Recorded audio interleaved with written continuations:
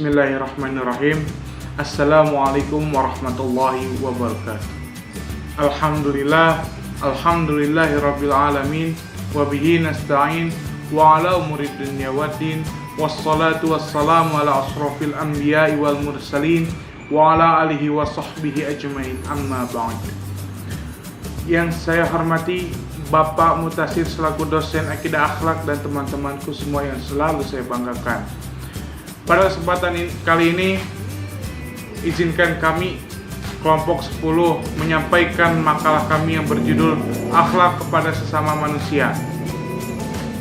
Sebelum masuk kepada materi, alangkah baiknya kita perkenalkan dulu satu persatu.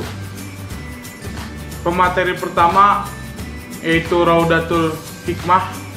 Pemateri kedua Syakira Anataya Nabila. Pemateri ketiga Faidullah Ali, dan yang terakhir pemateri keempat Maherman. Ya, untuk mempersingkat waktu, marilah kita saksikan bersama-sama video dari kami. Ya, langsung saja ke pemateri pertama yang akan dibawakan oleh Raudatul Hikmah. Baiklah, saya Raudatul Hikmah akan menyampaikan materi yang pertama, yaitu akhlak kepada orang yang berbeda keyakinan. Allah menciptakan manusia dengan tujuan untuk beribadah kepadanya. Maka dari itu, Allah mengutus para rasul untuk menyampaikan perintahnya dan untuk membimbing hidup manusia ke jalan yang benar. Semua rasul yang diutus oleh Allah membawa ajaran tauhid, yaitu untuk menyembah dan mengesahkan Allah. Namun, secara khusus melalui Rasul terakhir yaitu Nabi Muhammad SAW yang membawa ajaran agama Islam yang telah menyempurnakan ajaran-ajaran sebelumnya. Hal ini sesuai dengan firman Allah dalam Quran surat Ali Imran ayat 19 yaitu Bismillahirrahmanirrahim, Innad dina indallahil Islam, yang artinya sesungguhnya agama yang diridhoi di sisi Allah hanyalah Islam. Berdasarkan firman tersebut, maka seharusnya kita sebagai seorang muslim yang beriman memegang teguh ajaran Islam. Sehingga Allah tidak akan menerima agama kecuali Islam. Juga tidak ridho dengan syariat selain syariat Islam. Dari sini, seorang muslim meyakini bahwa setiap orang yang tidak tunduk kepada Allah, maka dia disebut sebagai kafir, dengan harus disikapi dengan sikap yang telah ditentukan syariat. Islam merupakan agama yang mengatur hubungan sosial manusia secara lengkap, termasuk bermuamalah dengan agama lain. Hal ini telah diatur dengan sedemikian rupa di dalam agama Islam sebagai adab muslim terhadap non-muslim. Di antaranya yaitu A. Hal-hal yang boleh dilakukan. Yang pertama yaitu bermuamalah dengannya secara umum. Dalam hal ini termasuk belajar bersama, makan bersama, safar bersama, dan jenis muamalah lain. Namun, tetap harus memperhatikan batasan-batasan dan aturan yang ada di dalam Islam. Hal ini didasarkan pada hukum dasar muamalah dalam kaidah fikih yaitu mubah. Kedua, yaitu boleh melakukan jual beli dengan non-muslim atau menggunakan produk buatan non-muslim selama yang diperjualbelikan itu halal. Hal ini berdasarkan pada hadis Rasulullah SAW yaitu dari Aisyah radhiyallahu anha berkata, Nabi SAW pernah membeli makanan dari orang Yahudi dengan berhutang. Lalu beliau menggadaikan baju perang besi kepada orang tersebut. Hadis riwayat Bukhari. Yang ketiga, membenci orang kafir karena Allah. Benci yang dimaksud dalam hal ini bukan berarti sampai menzalimi orang kafir. Bahkan Rasulullah dan sahabatnya juga membenci orang-orang kafir, tetapi tidak sampai menzaliminya. Keempat, mengasihi orang kafir dengan memberi hadiah, sedekah, dan lain-lain. Kelima, berbuat baik dan berlaku adil kepada orang kafir. Hal ini dilakukan baik dalam urusan jual beli, pekerjaan, urusan bisnis, dan perkara muamalah lainnya. Hal ini sebagaimana termaktub di dalam Al-Quran surat Al-Mumtahanah ayat 8 yang artinya Allah tidak melarang kamu untuk berbuat baik dan berlaku adil terhadap orang-orang yang tidak memerangimu karena agama dan tidak pula mengusirmu dari negerimu. Sesungguhnya Allah menyukai orang-orang yang berlaku adil. Keenam, menjalin hubungan baik dengan tetangga non-muslim. Ketujuh, berbakti kepada orang tua dan menjalin silaturahmi dengan kerabat yang non-muslim. Islam tidak melarang umatnya untuk menjalin silaturahmi atau berteman dengan orang kafir. Bahkan apabila ada seseorang yang memiliki orang tua yang non-muslim, Islam mewajibkan untuk berbakti kepadanya.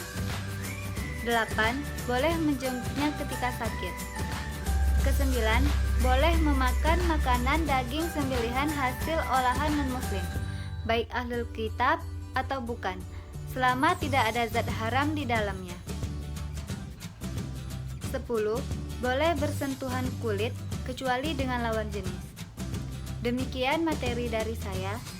Selanjutnya akan disampaikan oleh Syakira Anataya Nabila.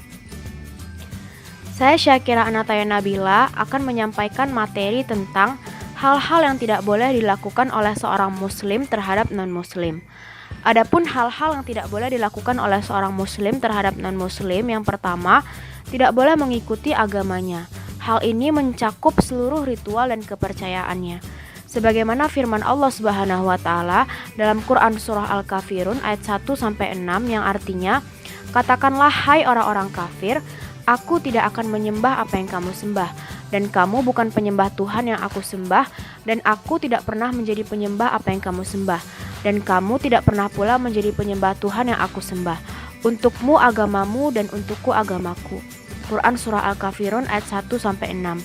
Yang kedua, tidak boleh menyakiti mereka tanpa hak atau zolim. Haram hukumnya mengganggu, menyakiti, meneror, bahkan sampai membunuh orang kafir. Bahkan doa orang non-muslim yang terzolimi itu mustajab. Sebagaimana hadis Rasulullah SAW yang artinya, berhati-hatilah terhadap doa orang yang terzolimi, walaupun ia non-muslim, karena sesungguhnya tidak ada penghalang antara Allah dengannya. Hadis riwayat Ahmad dan hadis ini sahih. Selanjutnya dijelaskan juga di dalam hadis Rasulullah SAW yang artinya, barang siapa yang membunuh orang kafir tanpa mu'ahad, tanpa hak, maka ia tidak akan mencium bau surga. Hadis riwayat Ibnu Hibban dan hadis ini sahih. Selanjutnya yang ketiga, tidak boleh menjadikan orang kafir sebagai teman dekat, pemimpin, orang kepercayaan, apalagi sampai memberikannya wala. Wala itu seperti kedekatan, kesetiaan, dan loyalitas. Dilarang juga memberikan kecintaan terhadap orang kafir. Hal ini sesuai dengan firman Allah Subhanahu wa taala di dalam Quran surah Ali Imran ayat 28 yang artinya, "Dan janganlah orang-orang mukmin mengambil orang kafir sebagai wali, teman akrab, pemimpin, pelindung, penolong dengan meninggalkan orang-orang mukmin." Hal ini tercantum dalam Quran surah Ali Imran ayat 28. Yang keempat, tidak boleh tasyabuh bil kufar. Tasyabuh bil kufar yaitu perilaku meniru kebiasaan yang menjadi ciri khas kaum non-muslim tersebut. Hal ini sesuai dengan sabda Rasulullah SAW di dalam hadisnya yang artinya, barang siapa yang meniru suatu kaum, ia menjadi bagian dari kaum tersebut. Hadis riwayat Abu Daud, dihasankan oleh Ibnu Hajar dan disahihkan oleh Ahmad Syakir. Adapun meniru orang kafir yang dilarang yaitu meniru mengenai perkara-perkara yang menjadi kekhususan atau tasyabuh bagi mereka. Apabila suatu perkara tidak menjadi kekhususan atau dilakukannya secara umum, maka perilaku tersebut bukan termasuk tasyabuh bil kufar. Adapun contoh perilaku tasyabuh bil kufar yaitu merayakan hari ulang tahun, merayakan perayaan tahun baru Masehi, meniup trompet, memuliakan hari Sabtu, dan lain-lain. Yang kelima, tidak boleh mengucapkan salam terlebih dahulu. Sebagaimana hadis Rasulullah SAW yang artinya, janganlah engkau mendahului orang Yahudi dan Nasrani dalam mengucapkan salam. Hadis riwayat Muslim. Yang keenam, tidak boleh mengikuti dan menghadiri perayaan kaum non-muslim. Sesuai dengan firman Allah Subhanahu wa taala di dalam Quran surah Al-Furqan ayat 72 yang artinya, "Dan orang-orang yang tidak melihat azur, dan apabila mereka bertemu dengan orang-orang yang mengerjakan perbuatan-perbuatan yang tidak berfaedah, mereka lalui saja dengan menjaga kehormatan dirinya." Quran surah Al-Furqan ayat 72. Menurut Ibnu Abbas radhiyallahu anhu dalam tafsir Al-Qurtubi, yang dimaksud dengan azur adalah hari perayaan kaum musyrikin. Yang ketujuh, tidak boleh menikahkan wanita muslimah dengan laki-laki kafir walaupun ia ahli kitab. Dan laki-laki muslim tidak boleh dinikahkan dengan wanita kafir kecuali ia ahli kitab. Tentang larangan menikahkan wanita muslimah dengan laki-laki kafir terdapat di dalam Quran surah Al-Mumtahanah ayat 10 yang artinya, mereka wanita-wanita beriman tidak halal bagi orang-orang kafir itu, dan orang-orang kafir itu tidak halal pula bagi mereka. Quran surah Al-Mumtahanah ayat 10. Selanjutnya Allah Azza wa Jalla juga berfirman di dalam Quran surah Al-Maidah ayat 5 yang artinya, dan dihalalkan mengawini wanita-wanita yang menjaga kehormatan di antara orang-orang yang diberi Alkitab sebelum kamu. Bila kamu telah membayar mas kawin mereka dengan maksud menikahinya, tidak dengan maksud berzina dan tidak pula menjadikannya gundik-gundik. Quran surah Al-Maidah ayat 5. Yang kedelapan, tidak boleh menjadikannya sebagai saudara atau menyebutnya sebagai saudara. Hal ini sesuai dengan firman Allah Subhanahu wa taala di dalam Quran surah Al-Mujadilah ayat 22 yang artinya, kamu tak akan mendapati kaum yang beriman kepada Allah dan hari akhirat saling berkasih sayang dengan orang-orang yang menentang Allah dan Rasul-Nya, sekalipun orang-orang itu bapak-bapak atau anak-anak atau saudara-saudara ataupun keluarga mereka. Quran surah Al-Mujadilah ayat 22. Yang kesembilan, tidak boleh membantu kaum non-muslim menghancurkan atau merendahkan Islam. Hal ini sesuai dengan firman Allah Subhanahu wa taala dalam Quran surah Al-Maidah ayat 57 yang artinya, hai orang-orang yang beriman, janganlah kamu mengambil jadi aulia bagimu, orang-orang yang membuat agamamu jadi buah permainan dan ejekan, yaitu di antara orang-orang yang diberi kitab sebelummu dan orang-orang kafir atau orang-orang musyrik. Dan bertakwalah kepada Allah jika kamu betul-betul orang yang beriman. Quran surah Al-Maidah ayat 57. Yang ke-10, tidak boleh memakamkan kaum muslimin atau orang muslim di pemakaman orang kafir atau non-muslim. Dalam Mausu'ah Fiqhiyah Kuwaitiyah, para fuqaha sepakat mengharamkan seorang muslim dimakamkan di pemakaman non-muslim atau sebaliknya, kecuali jika keadaan darurat. Selanjutnya adalah hukum mendoakan orang tua yang berbeda keyakinan. Dalam ajaran Islam, seorang anak diwajibkan untuk berbakti kepada orang tua, walaupun orang tua tersebut berbeda keyakinan. Seorang anak diharuskan berbuat baik dan menjalin silaturahmi dengan orang tuanya.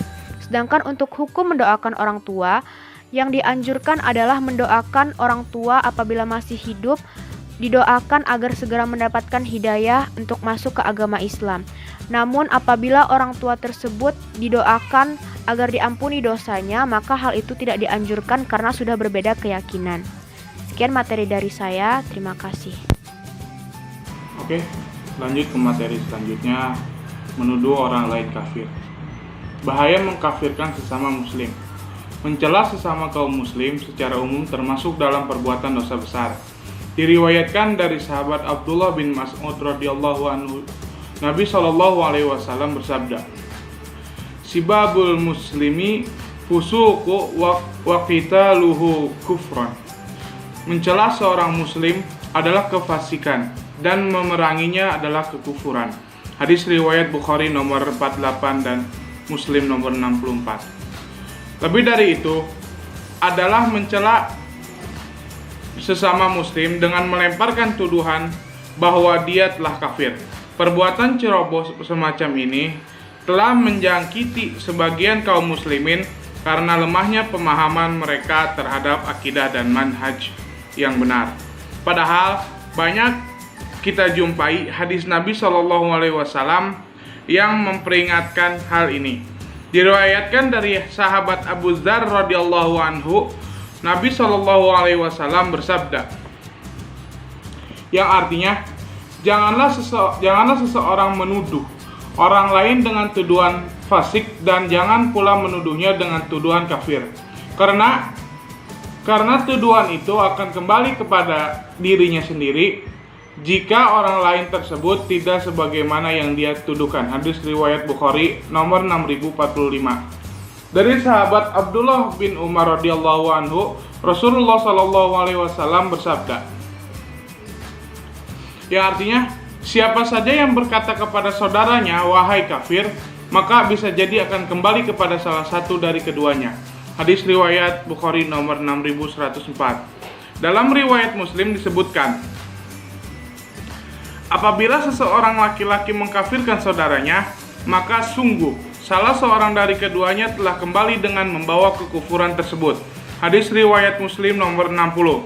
Dari sahabat Abu Dzar radhiyallahu anhu, Nabi Shallallahu alaihi wasallam bersabda, yang artinya apabila seorang laki-laki mengkafirkan saudaranya, maka sungguh salah seorang dari keduanya telah kembali dengan membawa kekufuran tersebut. Hadis riwayat Muslim nomor 61. Hadis-hadis di atas termasuk yang dinilai membingungkan karena makna yang diinginkan tidak seperti yang tercantum dalam teks hadis. Menuduh sesama muslim dengan tuduhan kafir adalah maksiat yang tidak sampai derajat perbuatan kekafiran. Sedangkan seorang muslim tidaklah dinilai kafir hanya dengan sebab maksiat, seperti misalnya berzina, membunuh, demikian juga dengan menuduh saudara muslim dengan tuduhan kafir tanpa meyakini batilnya agama Islam. Oleh karena itu, terdapat beberapa penjelasan ulama berkaitan dengan hadis di atas. Penjelasan pertama, hadis di atas dimaknai bagi orang-orang yang meyakini halalnya perbuatan tersebut atau adanya istihlal dari pelaku. Kalau seseorang meyakini memiliki i'tiqad bahwa perbuatan tersebut halal, inilah yang menyebabkan pelakunya menjadi kafir. Kaidah dalam masalah ini adalah maksiat itu berubah menjadi kekufuran ketika pelakunya meyakini halalnya perbuatan maksiat tersebut. Kalau dia bermaksiat namun dia merasa bersalah, maka itu statusnya telah tetap maksiat. Penjelasan kedua, yang kembali kepada dirinya adalah maksiat perbuatan pelecehan kepada saudaranya dan dosa maksiat akibat memvonis kafir saudaranya. Artinya, yang kembali kepada si penuduh adalah maksiat menuduh kafir. Penjelasan ketiga, sebagian ulama memaknai hadis ini khusus untuk orang-orang Khawarij yang suka mengkafirkan kaum muslimin. Ini menurut pendapat ulama yang mengatakan bahwa sekte Khawarij itu kafir. Akan tetapi, pendapat ini lemah karena pendapat yang tepat adalah bahwa kaum Khawarij itu tidak kafir, sebagaimana kelompok Ahlul Bid'ah yang lainnya. Meskipun mereka hobi mengkafirkan saudara sesama muslim. Penjelasan keempat, maknanya adalah bahwa perbuatan itu akan mengantarkan kepada kekafiran. Hal ini karena maksiat adalah pos pengantar menuju kekafiran. Orang yang banyak dan terus-menerus berbuat maksiat dan tidak bertaubat, maka dikhawatirkan lama-lama akan berujung kepada kekafiran. Penjelasan kelima, yang kembali kepada dirinya sendiri adalah vonis atau tuduhan kafir. Bukan maksudnya kalau dirinya menjadi benar-benar kafir. Hal ini karena ketika dia menuduh saudara sesama muslim dengan tuduhan kafir, maka seolah-olah dia sedang menuduh dirinya sendiri, karena muslim yang satu dengan yang lain bagaikan satu tubuh. Demikianlah 5 penjelasan ulama tentang maksud hadis bahwa siapa saja yang menuduh saudara sesama muslim dengan tuduhan kafir, maka tuduhan kafir itu akan kembali kepada si penuduh. Pengkafiran hanya hak Allah dan Rasulullah. Sebelum memahami tentang perbuatan mengkafirkan, kita wajib mengetahui terlebih dahulu mengenai kedudukan kaum muslimin di mata Allah. Kaum muslimin ialah kaum yang paling dilindungi dan diberkahi Allah. Kaum muslimin selalu mendapat ridho dalam setiap urusannya jika melakukan segala sesuatu sesuai syariat dan aturan Islam serta tidak melanggar perintah. Keutamaan iman dan dalam Islam akan menjauhkan seseorang mukmin dari hawa nafsu yang dapat menuju kepada kafir. Allah memerintahkan hambanya untuk tolong-menolong dan saling mengingatkan dalam kebaikan. Jika sesama muslim saling mengkafirkan atau saling berkhianat, tentu tidak akan ada kerukunan dan kedamaian dalam beragama. Contohnya ialah saling tuduh-menuduh dan mengkafirkan. Pengkafiran itu adalah hak Allah dan Rasul-Nya. Oleh karena itu, tidaklah seorang itu kafir kecuali yang dikafirkan oleh Allah dan Rasul-Nya. Irsyad ulil absar wal albab Linail Fikih halaman 198. Pengkafiran hanya menjadi hak Allah dan Rasul-Nya yang mengetahui isi hati manusia. Sesama manusia tidak diperbolehkan mengkafirkan orang lain, baik yang berhubungan dengan ajakan atau menuduh. Hal tersebut akan merusak kedudukan kaum muslimin di mata Allah dan mendapat berbagai azab baik di dunia maupun di akhirat, di mana seharusnya sesama muslim saling menjaga akhlak agar sama-sama menjauhi godaan setan yang terkutuk sehingga akan terkena azab menghina Islam. Hukum mengkafirkan seseorang. Hukum mengkafirkan orang lain ialah jelas haramnya. Tidak pernah ada perintah atau teladan Rasulullah dalam hal tersebut. Manusia tidak berhak memastikan hati dan amalan orang lain, sebab merupakan kuasa Allah semata. Haramnya mengkafirkan orang lain sesuai dengan berbagai hadis dan firman Allah Subhanahu wa taala. Yang pertama, kekafiran kembali kepada orang yang melakukan. Dalam hadis Bukhari, siapa saja yang berkata pada saudaranya, "Hai kafir," maka akan terkena salah satunya jika yang vonisnya itu benar, dan jika tidak, maka kembali kepada orang yang mengucapkan. Hadis riwayat Bukhari. Penjelasan dari hadis tersebut ialah seseorang yang mengkafirkan orang lain sekalipun dengan ucapan, hal tersebut akan kembali pada dirinya sendiri.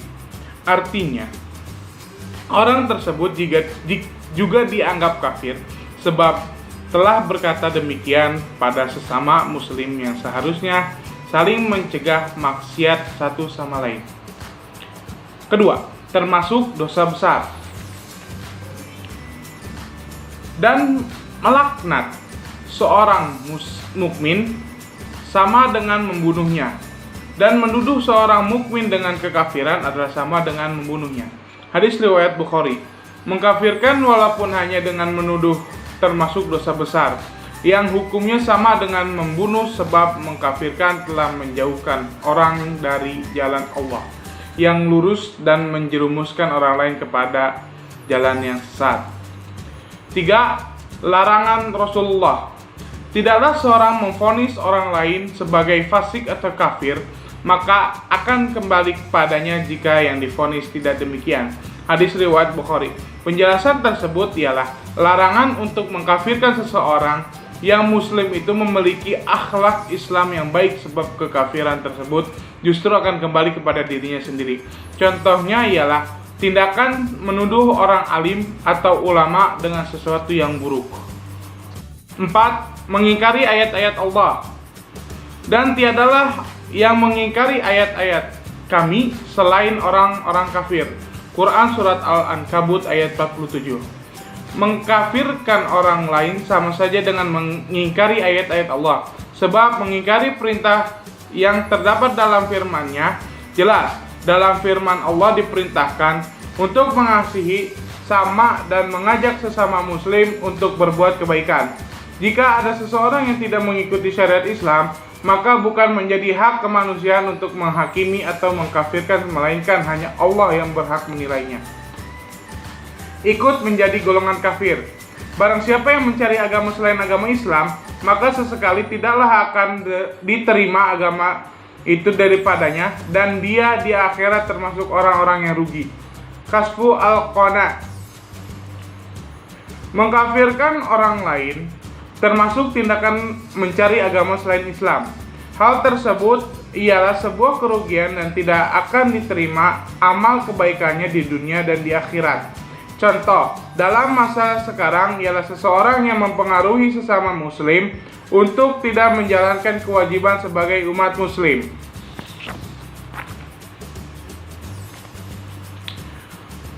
Hati dikunci oleh Allah. Di antara mereka ada yang mendengar perkataanmu, sehingga apabila mereka keluar dari sisimu, orang-orang berkata kepada orang yang telah diberi ilmu pengetahuan, apakah yang dikatakan tadi? Mereka itulah orang-orang yang hatinya dikunci oleh Allah Subhanahu wa taala. Quran Surat Muhammad ayat 16. Hukum mengkafirkan orang lain yang jelas haram membuat orang melakukannya senantiasa berada dalam jalan yang sesat, sulit menerima hidayah karena hatinya telah dikunci oleh Allah. Hal tersebut sesuai dengan perbuatannya, sebab dia telah mengajak orang lain berada dalam jalan yang jauh dari Allah, sebagaimana setan mempengaruhi manusia untuk membenarkan yang salah dan menyalahkan yang benar. Mengkafirkan orang lain seringkali dilakukan karena ingin menuruti hawa nafsu belaka. Sempitnya pandangan dan sempitnya ilmu menjadi pendukungnya. Mengkafirkan artinya mengajak orang lain masuk ke dalam azab Allah, sehingga ia pun mendapat azab. Untuk penutup dan kesimpulannya, Islam adalah agama yang damai. Islam mengajarkan pengikutnya untuk bertoleransi dengan agama lain, namun tetap pada batasan tertentu. Batasan yang dimaksud adalah dalam hal akidah. Jika sudah menyangkut masalah akidah, tidak ada kata toleransi dalam Islam, karena hal tersebut sudah berkaitan dengan keimanan seseorang. Adapun adab seseorang muslim terhadap non-muslim yang boleh dilakukan diantaranya yaitu melakukan hubungan muamalah, berbuat baik dan adil, memberikan sedekah dan hadiah, menjenguk ketika sedang sakit. Dan sedangkan hal-hal yang dilarang diantaranya yaitu mengikuti ajaran agamanya, mendatangi perayaan hari besarnya, dan menzaliminya. Hukum mengkafirkan seseorang adalah haram, karena pengkafiran itu adalah hak Allah dan Rasulnya.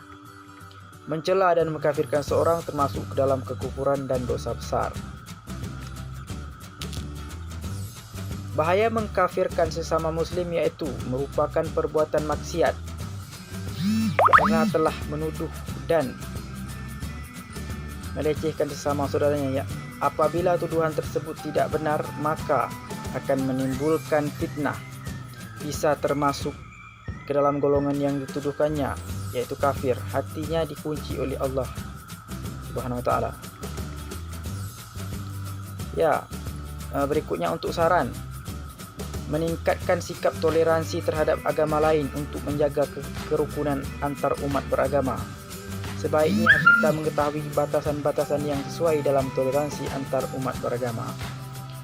Sebagai muslim yang beriman, sudah seharusnya kita berpegang teguh kepada akidah Islam. Jangan mudah terpengaruh dengan mengikuti ajaran dan kebiasaan yang menjadi ciri khas non-muslim, karena dapat menodai keimanan seseorang. Jangan mudah mengkafirkan seseorang karena merupakan perbuatan maksiat dan dosa besar.